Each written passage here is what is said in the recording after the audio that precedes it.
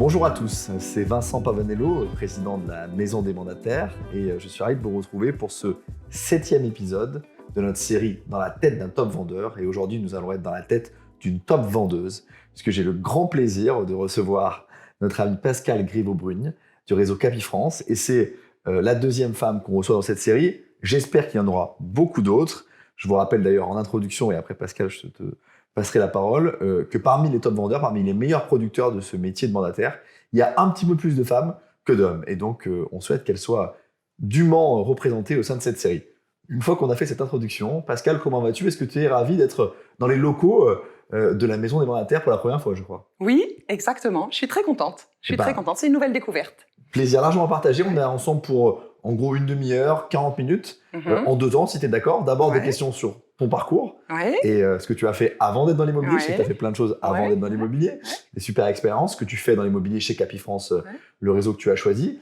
Et puis une deuxième partie peut-être plus personnelle, mais qui est toujours moi la partie qui m'intéresse encore davantage, ton parcours d'entrepreneur, ton regard à l'entrepreneuriat au féminin aussi. J'imagine que c'est une spécificité d'être une femme dans ce monde-là. Et donc, c'est ces sujets que je te propose d'aborder, si tu en es d'accord. Parfait. Et bien, super, Pascal. Faisons les présentations. En quelques mots, tu travailles où? Tu es dans le réseau depuis combien de temps? Et puis après, on reviendra un peu sur ton parcours. D'accord. Alors, j'habite à Lyon, dans la banlieue ouest de Lyon, depuis déjà une dizaine d'années.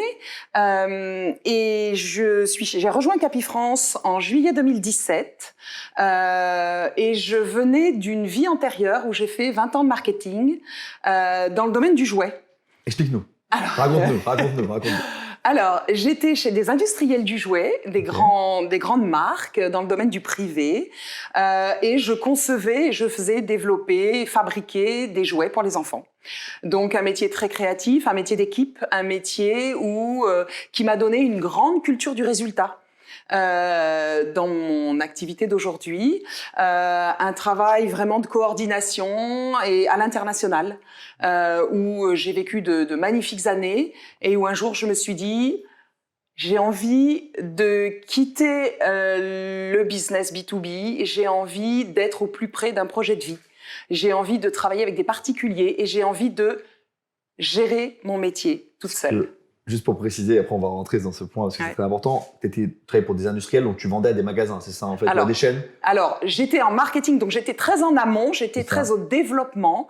Donc je concevais les idées, j'imaginais les idées de jeux et de jouets. Je les faisais designer, je les faisais illustrer, etc. Je les marketais jusqu'à ce que le jouet soit sur l'étagère dans un magasin. Mais tu voyais pas le client final, c'est ça quand tu disais? Voilà, j'étais pas vendeuse. Qu'est-ce qui se passe à un moment donné pour dire je lâche ce super job avec plein d'opportunités, plein de voyages, pour un job peut-être qui peut apparaître plus simple, en tout cas plus immédiat, plus concret, qui est celui de dire j'accompagne des Français dans leur projet de vie. Raconte-nous Est-ce que ça se fait en une semaine ou Non, ça s'est fait par étapes. En fait, j'étais directrice marketing dans une société. Et puis les choses ont fait que j'ai quitté cette société-là et je me suis installée en tant qu'indépendante pour faire le même métier. C'est-à-dire que je faisais du développement et de l'innovation à l'international dans le domaine du jouet. Et je me suis rendu compte un jour que ça avait un certain nombre de fragilités. C'est-à-dire que j'avais pas de récurrence auprès de mes clients. L'innovation, c'était difficile de la défendre à l'international quand on est tout seul. Les industriels en Chine étaient un peu fragiles avec les normes environnementales. Je me suis dit, tiens, j'adore ce que je fais, ça fonctionne très bien, mais c'est à chaque fois une conquête et j'ai envie d'avoir une autre activité qui puisse être complémentaire et qui puisse m'amener un peu plus proche donc des particuliers.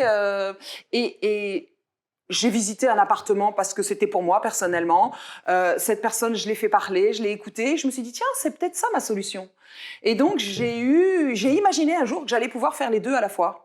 D'accord. Et très vite, je me suis rendu compte que je voulais être complètement indépendante. Je ne voulais plus avoir, en ayant déjà vécu cette indépendance dans le domaine du jouet en tant que conseil indépendante, je voulais pas rejoindre l'immobilier dans une structure déjà contraignante, entre guillemets. Donc, j'ai choisi un réseau, et j'ai choisi un réseau qui m'a parlé, qui me laissait cette liberté-là.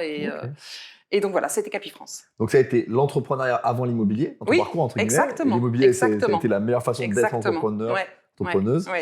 Pourquoi Capifrance, sans dire que les autres réseaux ne sont pas bien, mais c'était quoi un peu les rationnels qui expliquaient, ou le rationnel qui expliquait ce choix à l'époque que tu as fait? Alors, c'était difficile parce qu'en tant qu'extérieur à tout ce monde-là, je ne savais pas quelles étaient les clés de choix.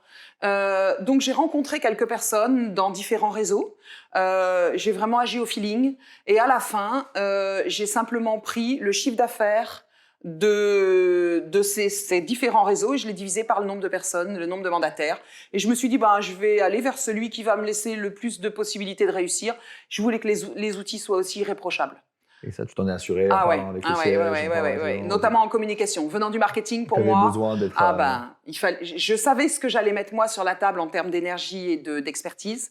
Et je voulais absolument avoir un réseau irréprochable pour ça. À la hauteur. Et on peut témoigner que c'est le cas de Capifrance. J'en changerai pas. Sans aucun doute. J'en changerai pas. Tu as bien raison. Les premiers mois, les 6 premiers mois, la première année, je sais pas qu'est-ce qu'il veut dire, en tout cas les débuts, ça se concrétise comment et si c'était tout de suite facile, il faut le dire, et si c'était difficile, il faut le dire aussi, je crois que c'est plutôt ton cas. Alors, j'avais pour moi encore l'activité dans le jouet, donc je n'avais pas l'impression de sauter dans un grand vide. Mais en même temps, quand on fait du marketing jouet, on en parle autour de soi et les personnes qui nous écoutent ont souvent des étoiles dans les yeux, en se disant « mais c'est un métier magique, c'est un métier formidable ». Et là, j'arrivais dans le monde de l'immobilier qui n'a pas toujours bonne presse et où j'arrivais sans compétences prérequises, en fait. Et donc, je me suis dit, oulala, il faut vite que je monte en compétences. Donc, moi, mon objectif, c'était de très vite devenir autant expert en immobilier, en tout cas, d'être dans une zone de confort rapidement. Comme tu l'étais. Comme je l'étais de l'autre côté. Donc, et par contre, soif d'apprendre. Et ça prend du temps, ça? Alors, oui, parce qu'en fait, j'étais extrêmement, j'allais dire, bonne élève au départ. Je me suis dit, mon formateur m'a dit un jour un rendez-vous. Donc, je ne dîne pas le soir sans avoir pris mon rendez-vous. Et j'ai commencé comme ça tout le mois de juillet. J'ai eu plein de rendez-vous, j'ai rencontré plein de gens. J'étais la super copine de plein de gens, mais je prenais aucun mandat. Alors, je me suis dit, j'ai peut-être pas tout à fait la clé. Et puis, un jour, quelqu'un m'a fait confiance. J'ai pris un premier mandat, j'ai eu un appel, j'ai fait une visite, une offre au prix, je suis partie en vacances. Et je me suis dit, waouh, la première vente, le combo royal. Et ça m'a donné de l'assurance pour à la rentrée et j'ai continué et ça s'est vite enchaîné. Bon, tu vas nous parler de cette rentrée 2017, donc on mais juste avant sur le mois de juillet, parce que je trouve ça très intéressant ce que tu dis sur un rendez-vous par jour.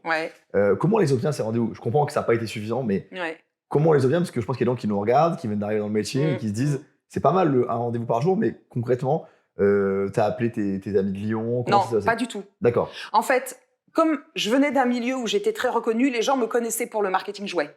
Et je ne pouvais pas aller les voir, mes amis, mon réseau, en leur disant maintenant je vais faire de l'immobilier, alors ayez confiance en moi. Non, c'était pas possible. Donc je me suis dit je vais devoir faire le métier toute seule. Et donc j'ai fait de la pige, comme tout le monde en fait. Et j'avais un taux de retour qui était bon. Donc ça passait bien au téléphone parce que j'avais déjà l'habitude et voilà. Donc ça s'est bien passé, j'avais des rendez-vous, c'est pas le problème. Mais sauf que je les transformais pas. Donc voilà, puis ça s'est fait au fur et à mesure. Et à partir de l'entrée, alors parce que on va y venir, on est dans la série dans la tête d'une top vendeuse et tu es une top vendeuse et on va en parler. À partir de quel moment tu as senti, au bout d'un an, 2 ans, que tu avais compris comment convaincre les gens, comment inspirer confiance et que tu t'es dit ok, je sais faire ce job autant que je savais faire mon ancien job? En fait, très vite, je me suis rendu compte que la pige, je transformais. C'est-à-dire que quand je passais un appel, sur 4 appels, j'avais un rendez-vous. Et et une fois que j'avais un rendez-vous, une fois sur 2, j'avais le mandat. Je me suis dit, ça y est, j'ai les manettes. Je sais quelle quantité de travail il faut que je fasse pour obtenir le résultat que j'attends. Et après, j'ai déroulé. Alors, sauf que je suis un peu perfectionniste et je suis un peu hyperactive. Donc, j'ai fait tout ce que je pouvais faire. J'étais à fond tout le temps. Je rencontrais tout le monde. Je disais jamais non. Je prenais tous les mandats qui passaient. Et je me battais, je lâchais rien. Et donc, voilà, ça a débouché très vite. Donc la pige, est-ce qu'il y a d'autres techniques que tu as implémentées dès le départ pour te reconnaître, un réseau de prescripteurs? Du tout. Tu es resté très focus sur la stratégie qui a donné qui a porté ses fruits et tu es resté. Parce qu'en fait, je ne savais pas quels étaient les outils qui pouvaient fonctionner. Aussi bien que ceux que tu avais trouvés. Je ne voulais pas ajouter de charge à mon activité. Ok. Donc, je voulais pas investir dans des services connexes qui auraient pu m'accompagner. Je savais pas quelle allait être la performance de ces outils. Donc, je me suis dit, je tiens celui-là, il marche bien, on me dit que je suis plutôt efficace, allez, j'y vais. Et je suis restée que sur de la pige. Et je n'ai avancé qu'avec de la pige, je n'ai jamais mis aucun outil. J'ai jamais fait de prospection terrain, jamais de flyer, jamais rien d'autre. Donc, une technique, et tu t'y tiens, et c'est quand même une belle plus. leçon de... Et maintenant, je la fais plus. Alors justement, j'étais sûr que tu allais me dire ça. Et maintenant, je la fais Mais plus. j'y viens. Non, mais je trouve que j'essaie toujours de mettre à la place des gens qui nous regardent et qui nous écoutent. C'est, je trouve, un super exemple, au moins pour les premières années, que quand vous avez trouvé une technique qui marche, n'essayez pas de réinventer la roue toutes les 5 minutes. Ça marche, tracez votre sillon. Et à un moment donné, et c'est ce que tu vas nous raconter maintenant, c'est les clients eux-mêmes qui vous appelleront et vous n'aurez plus besoin de faire ça, mais c'est plutôt dans ce ordre-là. Et donc ça m'intéresse de savoir à partir de quel moment... D'abord, tu consacrais combien de temps à la pige par jour dans les premiers mois, ou c'était quoi ton organisation? Écoute, j'avais pas d'organisation spécifique, j'avais pas mis un créneau de pige dans mon agenda. Je suis très spontanée, je fais tout ce qui semble nécessaire. Alors en fait, quand j'avais des rendez-vous et que je sentais que j'avais toujours tout le cycle de production plein, je me suis dit, il n'y a pas de raison que je fasse de la pige. J'ai les prospects qui sont là, les mandats qui se transforment, les ventes en cours. Enfin, donc, je n'étais pas inquiète. Et puis, de temps en temps, mais ça m'arrive encore, quand je sens qu'il y a un petit creux et je me dis, j'ai plus assez de choses qui arrivent, tiens. Et je me suis dit, tiens, allez, je refais un peu de pige pour voir si j'ai toujours la clé. Et ça m'arrive encore, une fois par an, de refaire une petite session de pige. Et après, je me dis, mais pourquoi j'ai fait de la pige? Ça me génère trop d'activités et je gère plus après. Ok. Donc, et c'est au bout de combien de temps que tu as arrêté de faire de la pige de manière quotidienne, on va dire, ou à peu près, où tu saurais Alors, systématiquement, fin de la première année. Ok, fin de la première année, donc ta stratégie, tu l'as gardée quand même pendant une année, tout du long. Pas tout le temps, mais voilà, ça donne, oui. Et alors, si c'est plus par la pige que tu as les mandats, c'est donc par le bouche à oreille, j'imagine, c'est ça qui a remplacé? Oui. En fait, le business appelle le business. Donc, en fait, je rencontrais des gens qui achetaient un appartement et qui me donnaient le leur en vente. Il y a pas mal de choses qui se sont transformées comme ça. Des gens qui parlaient de moi autour d'eux. Et puis après, j'ai développé assez rapidement l'envie d'avoir un maillage de professionnels autour de moi. Donc, j'ai peu à peu qualifié des notaires. Avec lequel le feeling passait bien et qui était autre chose que simplement un rapport de business, où il y avait un vrai échange et une vraie collaboration. Pareil au niveau des courtiers, il a fallu que j'en rencontre 2 ou 3 avant de trouver le courtier avec lequel j'allais travailler plus intensément. Pareil avec le diagnostiqueur, pareil avec... voilà. Et ces gens t'apportent aussi. Donc c'est vraiment un partage. Et après, c'est avec eux que je fais équipe aujourd'hui. Je gère pas d'équipe j'allais dire de binôme ou d'autres mandataires à mes côtés, mais je suis dans un maillage de professionnels avec lequel je fonctionne super bien et qui fait un collectif. Voilà. On parlera après de ton choix de ne pas avoir développé d'équipe et je pense que c'est intéressant que tu nous expliques pourquoi. Peut-être si on parle un tout petit peu chiffres pour mettre un petit peu de la performance parce que très impressionné par ce que tu fais. Moi, ce que j'aime bien demander, c'est un petit peu la progression. Alors, ça peut être des ordres de grandeur, mais en nombre de ventes, parce que c'est je pense, un bon indicateur. Entre l'année 1 et l'année 2, entre l'année 2 et l'année 3, et puis aujourd'hui un petit peu, peut-être parce que je trouve que ton parcours, il peut être très inspirant pour plein de gens qui nous regardent. Donc, alors, la première année, j'ai dû faire 10-12 ventes. Donc, juste avec la pige, on peut faire 10-12 ventes. Et sur un marché qui est très concurrentiel. Tu n'étais pas au milieu de la pampa. Alors, c'est pas simplement avec la pige on peut faire 10-12 ventes.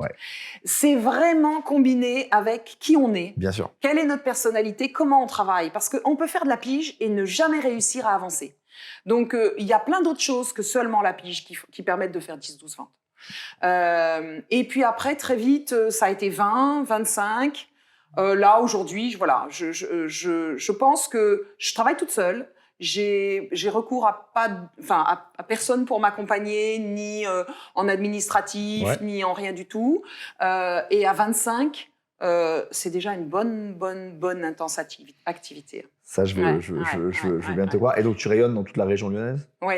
Alors, j'ai jamais eu l'idée d'avoir un secteur fermé et de travailler en intensivité parce qu'autrement ça m'aurait obligé à faire de la prospection terrain. Et comme je ne faisais que de la pige, en fait j'allais là et puis après avec de la recommandation j'allais là où on m'appelle en fait, là où on m'invite à aller. Et c'est pas le secteur que je vais chercher et que je vais choisir ni le bien, c'est la relation. C'est la relation qui pourra me faire dire oui ou non. Ok. Ça, c'est sûr. Bah, c'est très clair. Alors, tu nous as dit il faut de la pige et puis plein d'autres choses. Ouais. On parlera de ce plein d'autres choses dans la deuxième partie parce que je pense qu'il y a beaucoup de mindset, Ouais. de capacité à inspirer. On voit que tu es très à l'aise et ça, c'est on est très utile. La dernière question de cette première partie, peut-être qu'elle appelle aussi une réponse de ta part, c'est tu as fait le choix de ne pas développer d'équipe, donc d'être une 100% productrice. Pourquoi et pourquoi ce choix? Parce que je pense qu'on ne peut pas être bon dans tout et je pense que je ne suis pas une super formatrice. Je ne sais pas, je crois qu'en fait, je n'ai pas suffisamment de patience. Je ne sais pas si j'ai... Voilà, je pense que... Voilà, il y a des personnes qui le font très très bien et je me sens pas très à l'aise à le faire.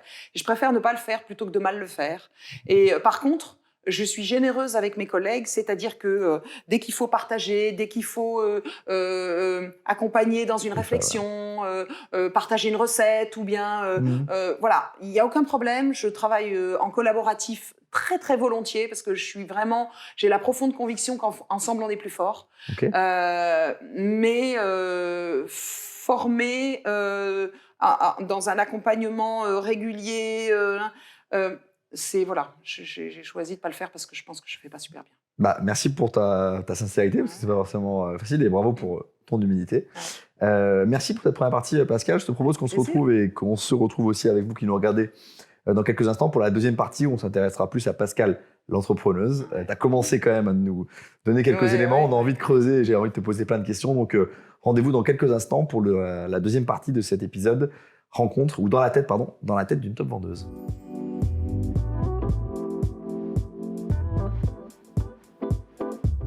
Nous sommes de retour dans cette émission que vous connaissez bien maintenant, dans la tête d'un top vendeur. Aujourd'hui, dans la tête d'une top vendeuse, puisque nous sommes avec Pascal du réseau Capifrance. On a parlé beaucoup avec Pascal et c'était, je pense, très intéressant. Mettez-nous des commentaires d'ailleurs s'il y a des questions ou des remarques de ton parcours, de comment tu étais arrivé à être mandataire Capifrance. C'est pas le chemin linéaire. T'as pas envie de faire de l'immobilier depuis ta plus tendre enfance, mais d'ailleurs c'est le cas de beaucoup de mandataires. Et puis dans cette deuxième partie, on va t'interroger sur ton rapport à l'entrepreneuriat. On en parlait déjà un petit peu dans cette coupure. On va essayer d'en faire profiter les gens. Mais d'abord, est-ce que devenir entrepreneur, ça a toujours été quelque chose qui était dans un coin de ta tête? Et comment, à un moment donné, tu l'as dit un petit peu tout à l'heure, mais est-ce que tu peux préciser, est-ce que ça a été dans un coin de ta tête depuis longtemps? Et si c'est le cas ou pas, c'est quoi les 3-4 raisons où tu t'es dit non, maintenant, je prends ma vie en main, je prends mon destin en main, professionnel en tout cas, et je deviens entrepreneur? Liberté. C'était quoi un peu les éléments qui, en 2017, qui t'ont venu Alors, j'avais jamais rêvé d'être indépendante, d'être toute seule. En fait, j'aime beaucoup le travail en équipe. Et pour moi, c'était vraiment un fondamental qui faisait partie de ma vie professionnelle. Mais en même temps, j'ai eu un certain nombre de situations où je trouvais que subir un certain nombre de décisions qui impactaient sur ma vie personnelle, j'avais plus envie. Et donc, je me suis dit... Tu peux me donner un exemple? Est-ce que tu peux me donner un exemple, même imagé, mais pour qu'on comprenne ce que ça veut dire, des décisions qui s'imposaient sur ta vie? Eh ben... des grandes décisions. Par exemple, on s'implique dans un job et puis un jour une décision stratégique ou quelque chose fait que finalement tout change, on doit s'adapter et quelque part on doit subir une situation qu'on n'a pas souhaitée et il y a un moment où on se dit oh, ça suffit en fait. Par envie de pouvoir maîtriser les choses et les maîtriser sur du long terme. Et en même temps, je savais que j'avais en moi l'énergie pour mener à bien mon business. Je savais que j'avais besoin de personnes et que l'énergie, je la possédais. Donc je me suis dit, simplement, il faut que je trouve le moyen de l'exprimer. Et à ce moment-là, je recréerai une équipe autrement. Et c'est cet équilibre que j'ai retrouvé et qui me convient bien, en fait. Donc, ne plus subir et être plus maître de sa vie professionnelle. En tout cas, c'est très clair, je trouve, c'est la façon dont tu l'exprimes. L'idée de mieux concilier la vie pro et la vie perso, c'était dans tes éléments ou pas plus que ça? Non, parce que j'y arrive moins bien. Depuis que tu es indépendante? 10 fois moins bien, ouais. D'accord, c'est intéressant. Oui, parce qu'en fait, quand on est salarié dans une société, on fait son boulot, ça nous trotte dans la tête quand on rentre à la maison, mais quand on rentre à la maison, on n'est plus au boulot. Moi, je travaille, mon bureau, il est juste à côté, il est dans ma maison en fait. Et quand on rentre dans des projets de vie et quand on porte plusieurs projets en même temps, Moi, j'arrive pas à m'en détacher complètement parce que je le fais avec mon cœur et donc je pose pas mon cœur à côté quand je rentre, quand je décide que c'est fini. Et donc, du coup, ça m'habite tout le temps et c'est vraiment un challenge pour moi, c'est d'arriver à couper ma vie professionnelle et ma vie personnelle. Je pense que si je devais être mon mari là dans 2 minutes, il me dirait que 3 fois par semaine, j'éteins la lumière de mon bureau à plus de minuit.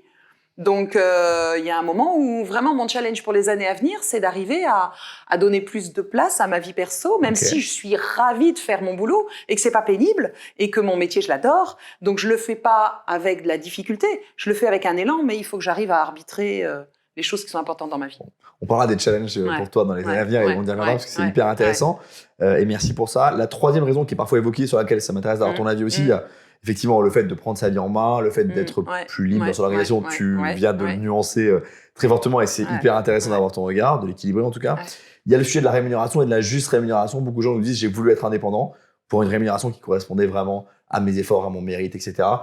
Versus un job de salarié où entre le super bon de la boîte et celui qui fait pas les efforts, il y a un écart de salaire qui est pas toujours juste. Est-ce que chez toi ça a été un sujet ou beaucoup moins et après tout, il n'y a pas de mauvaise réponse, ça, bien sûr. Je suis pas venue sur ce métier-là avec une ambition de rémunération, du tout. C'était pas du tout mon moteur. C'est clair qu'on se prend au jeu.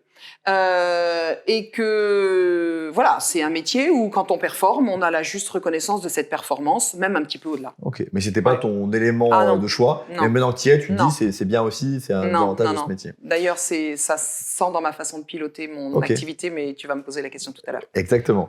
En première partie, tu nous as dit, parce que tu as réagi sur quelque chose que je disais comme quoi, je regardais la caméra, je disais comme quoi on peut faire 12 ventes par an la première année avec de la pige. Tu m'as dit non, avec de la pige et plein d'autres choses. J'ai envie qu'on s'intéresse à ce plein de choses. Et en fait, la question, c'est, et on voit que c'est très naturel pour toi, et je pense que tu as beaucoup appris dans tes anciennes activités, et puis sûrement, c'est peut-être aussi un peu sûrement ton caractère. On sent que tu inspires confiance. On a envie de te confier notre bien, on a envie de te dire que tu vas prendre soin de nos intérêts, etc. C'est assez clair. C'est évidemment des qualités d'entrepreneur dans tous les métiers.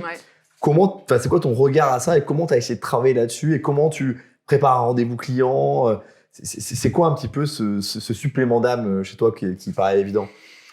Alors, je vais dire quelque chose qui va vous paraître totalement un peu bateau, un peu je ne sais pas, mais je vais le dire parce que c'est tellement vrai pour moi. Je pars toujours du principe que les gens que je rencontre, ils peuvent tous être mes amis jusqu'à preuve du contraire. Je passe dans la rue, je rencontre quelqu'un, je pourrais l'aborder, je pourrais discuter avec lui, je pourrais aller boire un café avec lui. J'ai un a priori positif sur tout le monde. Et je pense que, on peut tous s'apporter. Et ça, c'est une posture dans la vie. Je suis pas sur la défensive, jamais. Je suis sur la générosité, sur l'envie d'être en contact, sur l'envie de faire un bout de chemin ensemble. Donc ça, c'est quelque chose qui est primordial et je pense que ça se sent.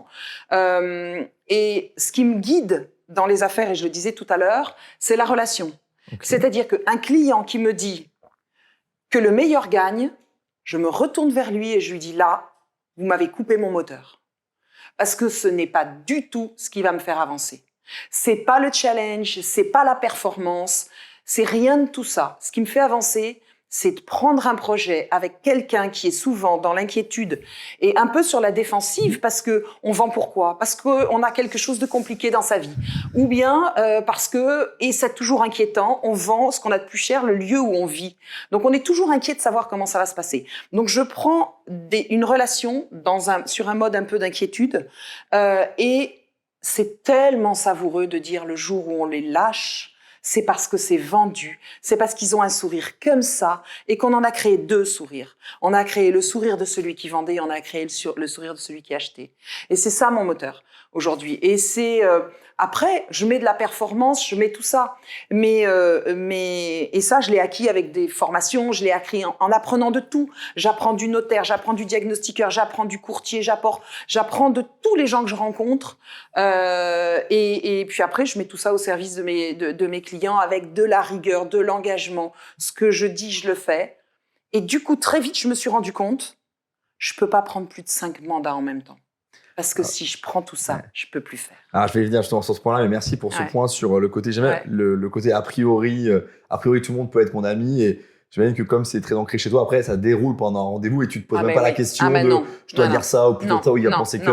Ça, c'est aussi un bon conseil, je pense qu'on ne donne pas assez encore, il faut qu'on en parle plus, mais c'est pas. Un rendez-vous, ça peut se préparer, il peut y avoir des éléments que vous avez en tête, mais travaillez surtout sur votre ADN, sur votre mindset, et une fois que vous l'avez, et ça, on voit que c'est très clair sur ce que tu es, et tu es en phase entre ce que tu veux être et ce que tu es. Et après, ça déroule. Et de la même façon qu'on s'est rencontrés il y a 1 heure avant cet entretien, et c'est naturel, je t'imagine pas monter les escaliers et te dire qu'est-ce que je vais leur dire, comment je vais devenir ami avec eux.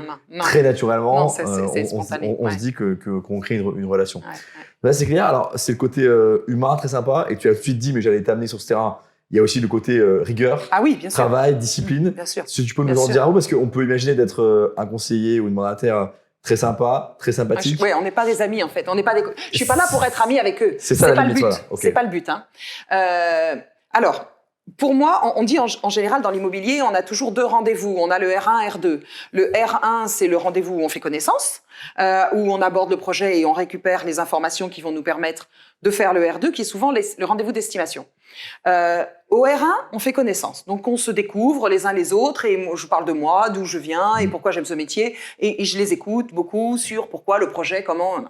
Je récupère les informations. Et le deuxième rendez-vous, c'est un rendez-vous où on va parler plus technique parce que c'est le rendez-vous d'estimation. Et pour moi, l'estimation, c'est mon rendez-vous de conquête.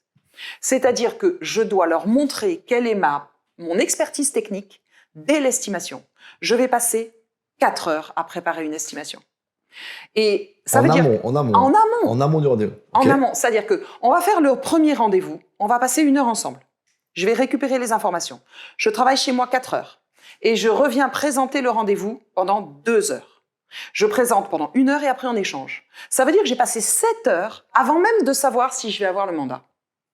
Mais je pense que la générosité appelle la générosité et que je ne peux pas attendre a priori une adhésion si je n'ai pas montré un certain nombre de choses de moi, personnellement et professionnellement, au niveau de mon expertise. Donc ça, c'est fondamental. Et alors, pendant ces 4 heures, sans trahir de secret, évidemment, de ta méthode, mais comment tu les prépares? Parce que c'est très intéressant pour les gens qui nous regardent de savoir. Alors, c'est aussi important pour les personnes à qui je vais présenter et qui vont être mes futurs clients que pour moi. En fait, j'acquiers ma conviction de ce que je vais leur dire. Donc, je vais travailler aussi longtemps qu'il faut pour que je sois convaincue de ce que je vais leur dire. Donc, tu te poses vraiment les questions. Tu te dis pas, je vais dire ça parce qu'il va être content, ou je vais dire ça parce que je leur demande assez. Quand je commence, je fais un reset mental. Je commence et je dis, voyons, je pars à l'enquête. Je me dis, voilà, un appartement comme ci, comme ça, comme ça, comme ça, combien ça peut valoir? Combien ça s'est vendu aux alentours? Combien ça s'est vendu réactualisé selon l'indice d'augmentation des prix? Quels sont les grands prix des sites immobiliers? Je sors tous ces documents. Je fais l'analyse de la concurrence, hyper pointue, tout indexé sur leur prix, sur leur surface. Et après, je fais tourner mon outil d'estimation. Je ne m'en tiens pas qu'à ça. Je challenge l'outil par tout ce que j'ai fait avant. C'est un outil Capifrance. Un outil Capifrance qui s'appelle Precisio. Je donne une info aussi. Mais je considère pas que lui connaît mieux le secteur que moi. Non. Mais c'est un indicateur. Et après, je fais un résumé sur un brouillon. Je leur présente mon brouillon et j'ai tourné le bas de la feuille où j'ai écrit mon prix. Je leur montre le brouillon. Je dis, voilà, j'ai pas d'a priori sur le prix. On va le faire ensemble. Je l'ai pas fait avant. Je vous demande pas de me croire sur un prix que je vous parachute. On va le faire ensemble. Qu'est-ce que vous en pensez quand vous avez vu tout ça? Il peut se vendre combien, votre appartement? Et ils me donnent leur avis. J'ai le mien, je tourne ma feuille et on regarde le prix ensemble, on le compare. Et ce moment-là, c'est un moment fondateur parce qu'on va se baser là-dessus tout le temps, pendant tout le temps de la vente.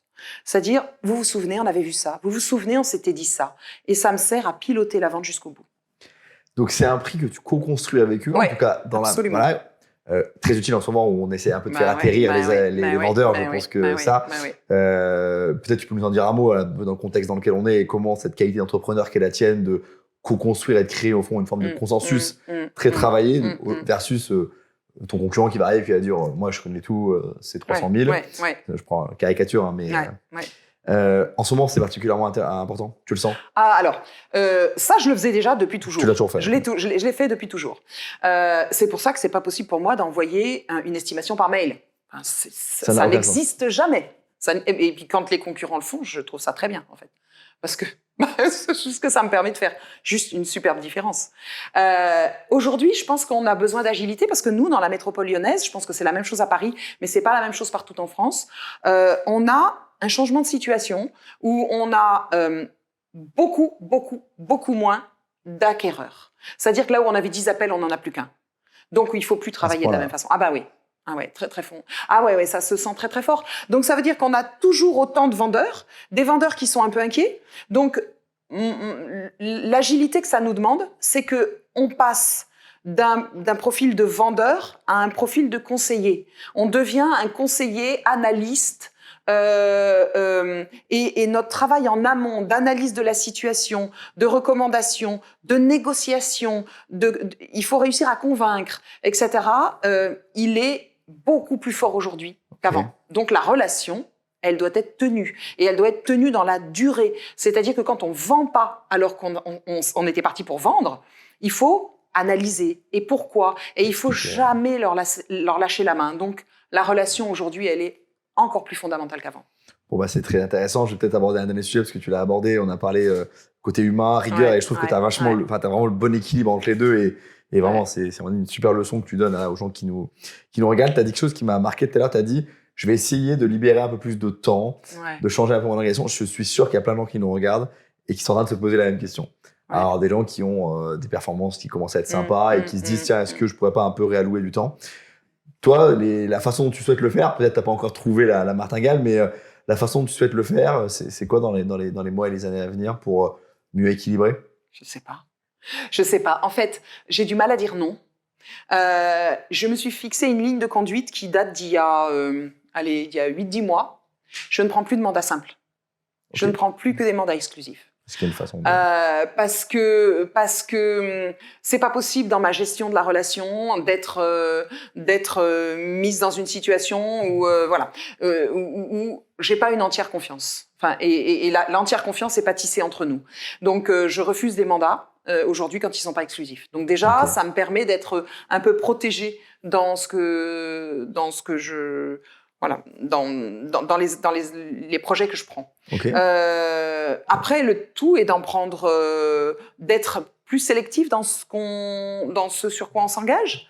C'est-à-dire que quand on est sur un défi prix aujourd'hui, ben non, parce qu'on n'est pas magicien et qu'aujourd'hui, il faut avoir un vrai projet de vendre et une vraie nécessité de vendre pour qu'on aille ensemble. Parce que moi, je dis à mes clients, tant que j'ai pas vendu, je vous ai offert mon temps. Je vous ai offert mon expertise, j'ai travaillé pour rien. En fait, pour vous, mais possiblement pour rien. Donc, mon travail porte ses fruits à partir du moment où j'ai vendu. Mais si on n'a pas la conviction qu'on va réussir à avancer ensemble jusqu'au bout, il faut juste que j'y aille pas, et c'est peut-être là le temps que je vais gagner. Ok. Bah, c'est très clair, merci. Tu sais qu'on a une dernière question ici. Je sais déjà que tu vas me dire que tu n'as pas d'idée sur cette question-là, mais je te la pose quand même parce que c'est intéressant d'avoir ta réponse. On demande toujours, est-ce qu'il y a un entrepreneur vivant, mort, qui peut être une personnalité du monde des affaires, mais qui peut être aussi un artiste, que sais-je, qui t'inspire, dont tu te dis, tiens, j'ai pris quelques trucs à lui et ça a créé Pascal l'entrepreneuse que vous avez devant vous aujourd'hui. Alors, j'allais dire, j'ai pas un modèle que j'ai envie de dupliquer. Par contre, il y a des valeurs que j'ai envie d'introduire davantage dans mon métier. Des valeurs liées au contexte aujourd'hui, des valeurs de plus d'expertise concernant la performance énergétique des bâtiments. Nos clients vont avoir besoin de ça. Il faut que je sens que j'ai envie de me muscler là-dessus. Ok. Tu as raison. Voilà. Et peut-être toujours se poser la question comment on peut accompagner de façon équitable, juste et généreuse dans ce métier-là, parce que je pense qu'on n'est pas forcément au bout du modèle. Eh ben, on le pense aussi, et je suis sûr que tu sauras le réinventer. Merci pour ces mots à la fin sur l'environnement et puis sur le côté social, en tout cas juste. C'est commerce équitable, mais en tout cas le mandataire équitable. Mais c'est pas toujours ce qu'on entend dans ce type d'entretien, avec des gens qui sont drivés par d'autres choses, c'est très respectable. Mais merci pour ça, merci pour l'entretien. Pascal, le temps passe vite et on a déjà abordé plein de sujets. Je pense que d'ailleurs, mettez en commentaire ce que vous pensez de cet entretien et s'il y a des sujets que vous aimeriez qu'on aborde par ailleurs. Ravi de t'avoir reçu encore une fois ici. Plaisir partagé. Le réseau Capifrance est un des principaux partenaires, tu le sais, de la Maison des Mandataires. Et donc, j'espère qu'on se reverra bientôt puisque nous sommes maintenant amis, c'est ça qu'il faut Voilà, comprendre. c'est ça. Ouais. Merci beaucoup, Pascal. Merci beaucoup. Bonne soirée. Merci à vous, au revoir.